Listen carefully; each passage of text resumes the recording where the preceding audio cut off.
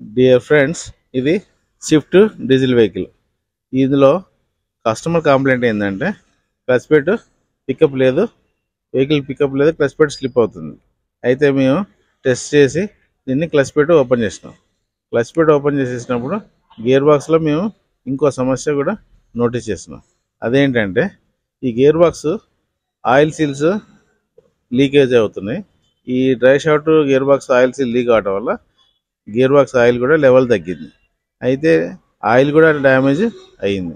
మేము ఇప్పుడు ఏం చేయాలనుకుంటున్నా అంటే ఈ గేర్ బాక్స్ ఆయిల్ సీల్స్తో పాటు గేర్ బాక్స్ ఆయిల్ కూడా తీసి కొత్తది వేద్దాం అనుకుంటున్నాం.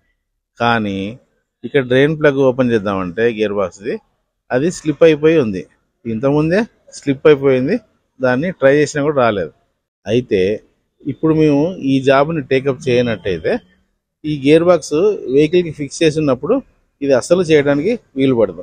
ఇప్పుడు ఎలాగో క్లచ్ ప్లేట్ కోసం గేర్ బాక్స్ బయటికి తీసాం కాబట్టి ఇప్పుడు కంపల్సరీ చేయాల్సిన పరిస్థితి ఉన్నది, అవసరం కూడా. ఎందుకంటే రన్నింగ్లో ఎప్పుడైనా గేర్ బాక్స్ ఆయిల్ మార్చాలన్నప్పుడు కానీ, లెవెల్ తగ్గినప్పుడు టాప్ అప్ చేయాలంటే కానీ అప్పుడు ఇది సంభవం కాదు. మీరు పోయలేరు, డ్రైన్ ప్లగ్ తీయలేరు. అందుకే ఇప్పుడు మేము దీన్ని ఎలక్ట్రిక్ వెల్డింగ్ చేయించి ఈ డ్రైన్ ప్లగ్ని తీసేసి దీని ప్లేస్లోనే ఒక కొత్త డ్రైన్ ప్లగ్ని తెప్పించి వేస్తున్నాం. ఈ కొత్త డ్రైన్ ప్లగ్ ఈ విధంగా ఉంటుంది. అయితే ఇక్కడ మీకు ఒక విషయాన్ని చెప్పాలి, ఎందుకంటే కస్టమర్కి అవగాహన కోసం ఇక్కడ సబ్జెక్ట్ వచ్చింది కాబట్టి నేను కొంచెం దీన్ని వివరిస్తున్నాను. ఈ డ్రైన్ ప్లగ్ లోపల మ్యాగ్నెట్ కూడా ఫిక్స్ అయి ఉంటుంది. మ్యానుఫ్యాక్చరర్ కావాలని దీనికి మ్యాగ్నెట్ కూడా ఫిక్స్ చేసి ఉంచుతాడు. ఈ మ్యాగ్నెట్ పని ఏంటంటే ఈ గేర్ బాక్స్ నడుస్తున్నప్పుడు ఏదైనా ఫారెన్ మెటీరియల్ చిప్స్ కానీ ఫ్రిక్షన్ వల్ల కానీ రాపిడ్ వల్ల వస్తూ ఉంటాయి. అవి ఇంజిన్ ఆయిల్లో గేర్ బాక్స్ ఆయిల్లో కలిసి మళ్ళీ రెండు గేర్ల మధ్యలో క్రష్ కాకుండా, గేర్లను డ్యామేజ్ కాకుండా ఈ డ్రైన్ ప్లగ్ క్యాచ్ చేసి హోల్డ్ చేసి పట్టుకుంటుంది. ఎప్పుడైతే ఈ చిప్స్ అన్నింటినీ ఇది హోల్డ్ చేసి పట్టుకుంటుందో మేము టెక్నీషియన్ ఎవరైనా ఇది ఓపెన్ చేసినప్పుడు ఆ ఫారెన్ మెటీరియల్, ఆ చిప్స్ మెటీరియల్ని తీసేసి క్లీన్ చేసేసి మళ్ళీ ఫిక్స్ చేస్తాం.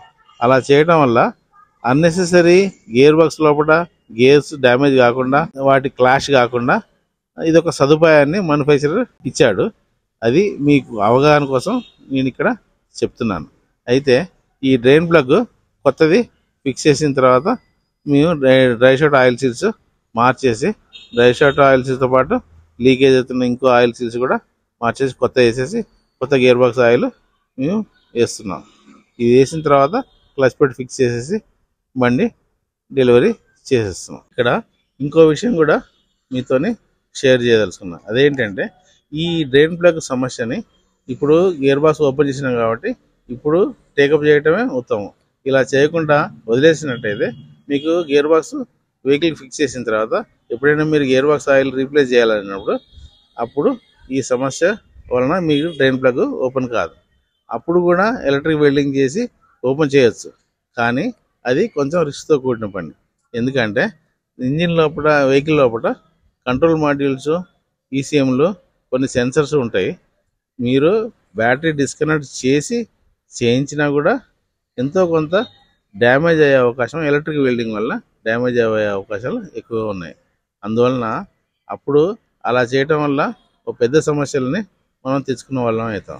అలా కాకుండా ఇలా బయటికి గేర్ బాక్స్ తీసినప్పుడు ఎలక్ట్రిక్ వెల్డింగ్ చేయటమే కొంచెం సేఫ్, ఎకనామికల్ కూడా. Thank you.